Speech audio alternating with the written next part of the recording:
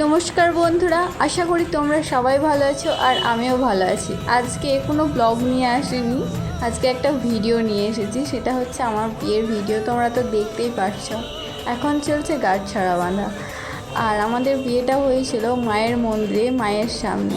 মাকে সাক্ষী রেখে প্রত্যেকটা নিয়ম পালন করে আমাদের বিয়েটা সুসম্পন্ন হয়েছিল। তো তোমরা আমার বিয়ের ভিডিওটা দেখতে থাকো আর আমাদেরকে আশীর্বাদ করো যেন আমরা এইভাবেই সারাটা জীবন হাসি আনন্দে দুঃখ কষ্ট নিয়ে একে অপরের পাশে থেকে যেন সারাটা জীবন পার করতে পারি। আর আমাদের পিছনে যিনি বসলেন তিনি হচ্ছে আমার দাদু। আমার দাদুই আমার বিয়েটা দেবে আজকে। আমার দাদুই বলতে গেলে কন্যা সম্প্রদান করবে। তোমরা হয়তো ভাববে যে আমার কি বাবা নেই, তাহলে অবশ্যই আমার বাবা আছে। আমাদের বাড়িতে একটু সব কিছু দেখে শুনে করে নেওয়ার লোকজনটাও অনেকটা কম ছিল। তো আমার বাবাকে ওইদিকে আরও অনেক দায়িত্ব নিতে হয়েছিল, যে কারণে আমার বাবা এদিকে আসতে পারেনি। আর আমার দাদুই করছে। আমার দাদুর এটা ইচ্ছা। আমি আমার দিদা দাদুর কাছে বড় হয়েছি ক্লাস 7-এর পর থেকে। তো আমার দাদুর ইচ্ছা যে আমার দাদু আমাকে নাতি না মেয়ে হিসাবেই মেয়েই বলতে গেলে। তো আমি খুবই খুশি তোমাদের সাথে এই যে আমার বিয়ের ভিডিওটা শেয়ার করতে পারছি। তার একটাই কারণ হচ্ছে এই ভিডিওগুলো করেছে আমার দেওর, আমার ছোটো মাসি শাশুড়ির ছেলে বলেই আমি ভিডিওটা তোমাদের সামনে আনতে পেরেছি। তো তাকে অনেক অনেক ধন্যবাদ, অনেক থ্যাঙ্কস জানাই। তো আমি তো অনেক খুশি যে আমাদের মায়ের সামনে মাকে সাক্ষী রেখে আমাদের বিয়েটা হচ্ছে। তো আমার মা যখন ঠাকুরমশাইয়ের সাথে কথা বলতে আসে এই মন্দিরটাতে, তো উনি ভেবেছিলেন যে হয়তো 2-4 জন আসবে মেয়ের বাড়ি থেকে, আর ছেলের বাড়ি থেকে হয়তো 2 জন আসবে, তারপর বিয়েটা হয়ে যাবে। নর্মালি যেমনভাবে পালিয়ে গেলে যেরকমটা বিয়ে হয় সেরকমটা হয়তো ভেবেছে। কিন্তু তারপর যেদিন আমাদের বিয়ের দিনটা আমরা ঠাকুরমশাইকে বলে যাই, সেই দিনটা যখন আসে, আমরা যখন আসি, হ্যাঁ পুরো যে বড় আমার এই মন্দিরটা অনেকটা বড়, মন্দিরটা পুরো লোকজনে ভর্তি হয়ে গেছিলো। এতটা জমজমাট হয়ে গেছিলো মন্দিরটা, কি বলবো। আর ঠাকুরমশাই তো দেখছে আমাদের সাথে এত লোকজন এসছে, উনি তো একদম অবাক হয়ে গেছে। যে উনি ভেবেছেন হয়তো ঠাকুরতলায় বিয়ে হচ্ছে বলে হয়তো ছেলেদের বাড়ি থেকে 2 জন লোক আসবে আর মেয়েদের বাড়ি থেকে 2 জন লোক আসবে, এইভাবেই হবে। কিন্তু না, পুরো মন্দিরটা লোক আমাদের আত্মীয় স্বজনে ভরে গেছিলো। পুরো মায়ের মন্দিরটা পুরো জমজমাট হয়ে গেছিলো। সত্যি কথা বলতে এতটাই আনন্দের ছিল দিনটা। আর যে আমাদের এটা হচ্ছে মা ডাঙালি, ডাঙালি মা, আমাদের ডাঙালি কালীতলায় বিয়ে হয়েছিল। আর এই মা অনেক জাগ্রত মা। আর এই মন্দিরে আরও অনেক বিয়ে হয়েছে। হ্যাঁ, খুব তারা অনেক সুখে আছে, অনেক তাদের জীবন অনেক সুখের হয়েছে। তো আমিও অনেক খুশি।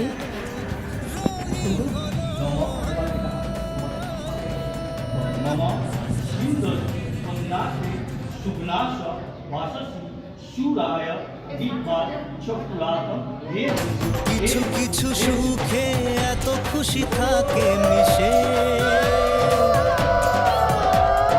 ধরা দেয় অচেনা কাছে এসে ভালোবেসে। কিছু কিছু সুখে এত খুশি থাকে মিশে, ধরা দেয় অচেনা কাছে এসে ভালোবেসে। আজ মন খুঁজে পেল মনের খুশি,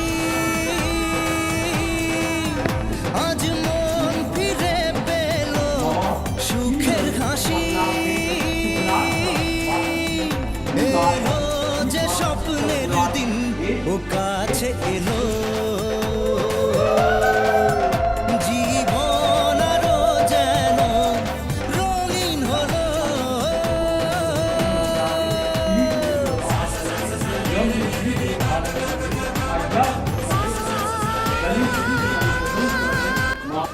আজ থেকে আমাদের 4 হাত এক হয়ে গেল, আমাদের নতুন জীবন শুরু হলো। তো এই দেখো আমাদের বিয়ে এখন সম্পূর্ণ হয়নি, এখনও কিছুটা বাকি আছে। তো এখন এই যে আমার দাদুভাই উঠে আসছে, তার কারণ আমাদের বিয়ের নিয়ম হচ্ছে যে এই কাঁসারের বাসন দানে দিতে হয় আর সোনা কিছু দান করতে হয়, সোনা। তো আমার দাদুভাই এখন এই যে আমার বড়মশাইকে সোনার আংটিটা পরিয়ে দেবে, কারণ সোনা দান করতে হয় ওই যে।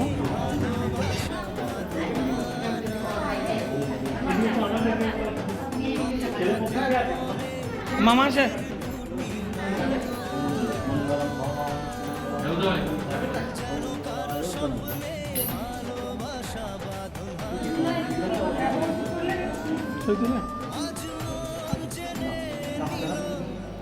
এই যে এখন কাঁসারের বগি দান করছে, আমাদের কাঁসাও দান করতে হয়, কিন্তু এই যে একটাই কাঁসা না, আরও দানে দিয়েছে, কিন্তু এখানে এই যে মায়ের ঠান্ডা আনেনি, কারণ কত আর বয়ে নিয়ে আসবে, কিন্তু বাড়িতে গিয়ে আরও দিয়েছে।